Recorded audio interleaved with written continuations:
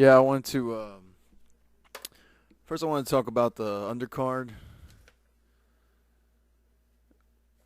We had Errol Spence Jr. from Dallas, my hometown. The guy, they were making a little buzz about him, saying that he beat up Broner in Mayweather's gym. I mean, it turned out they said it wasn't true. He landed a body shot in the first round, knocked the guy down, smothered him for the second knockdown, and then it was over in the first round. Uh, Errol Spence Jr. He looks pretty good. He's just starting out in the professionals. We'll have to check on him later.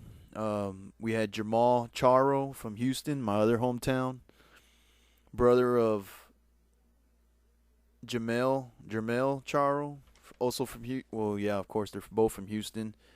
We saw Jamel fight Demetrius Hopkins for a win recently, and Jamel Charo, we saw him on the undercard of Deontay Wilder not too long ago when he knocked out the Russian guy, or I don't know. Look, I don't even know how to pronounce the guy's name.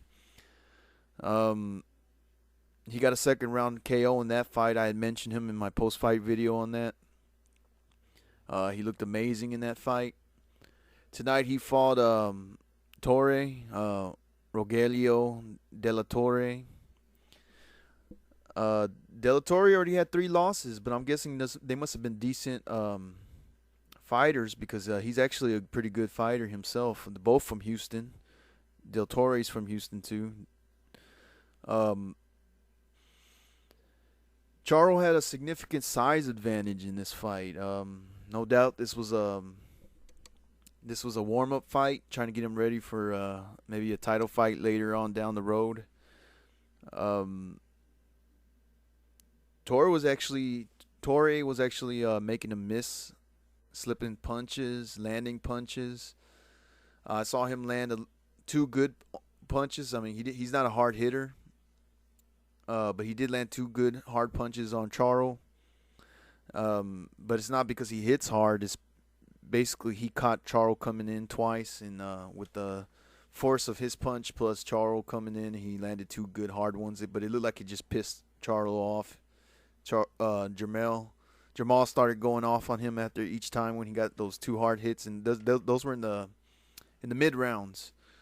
Um, he landed 1 good hard one, and it just pissed Jamal off, and he just started wailing on Torre, landing punches. He had a good hard jab.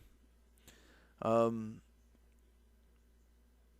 it was it looked like almost like Jamal got frustrated because he probably thought he was gonna be able to take Torre out easy because of his size advantage. Plus, he is an amazing boxer.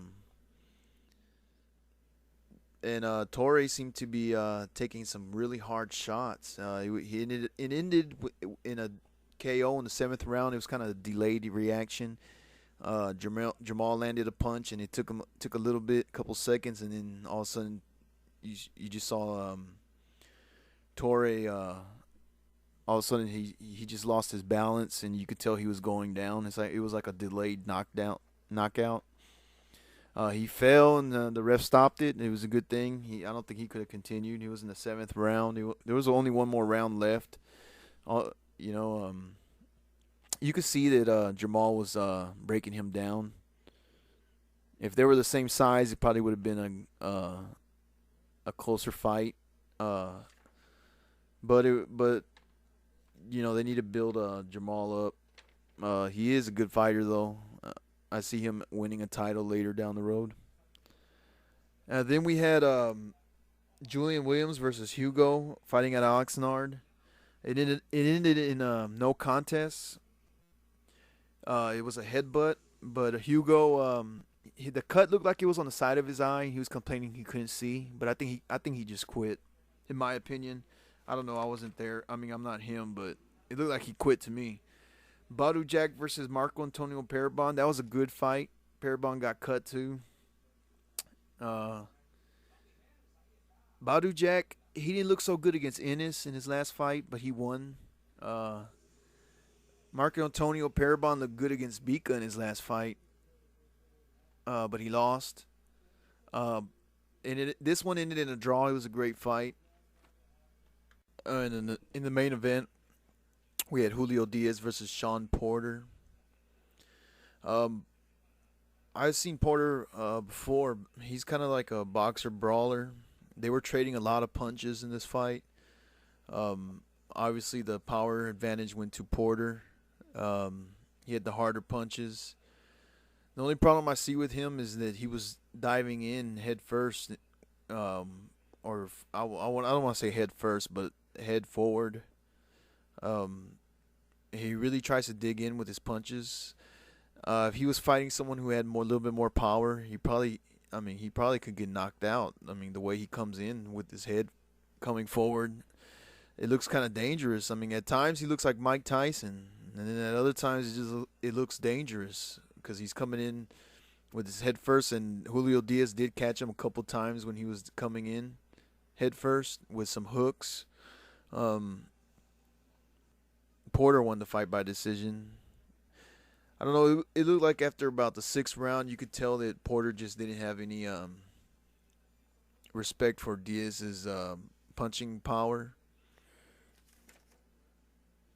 A couple times you could see Diaz's legs get stiff or wobbly. He didn't know which way. One leg was going one way and one leg would go the other way. But it's like it was always lucky. It was always at the end of the round, and Diaz would have a chance to like hold on and grab on to Porter before he had a chance to fall.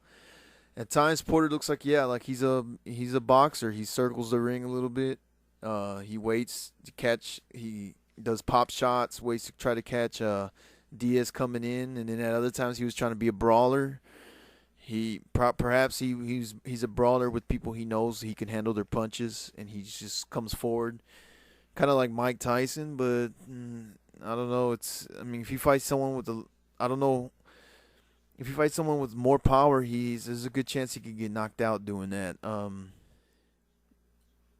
And he does have a lot of energy. I don't know if he could do that for 12 rounds the way he was fighting. He didn't seem like he got tired though throughout the whole fight, so I'm pretty sure he could handle it for 12 rounds. It was a good night of boxing. A lot of fights. There was a couple other fights. Someone named De La Hoya also fighting in the same gym, I guess, as Julio Diaz, his brother as his trainer. He got a knockout early in the fight. It was a good night of fighting.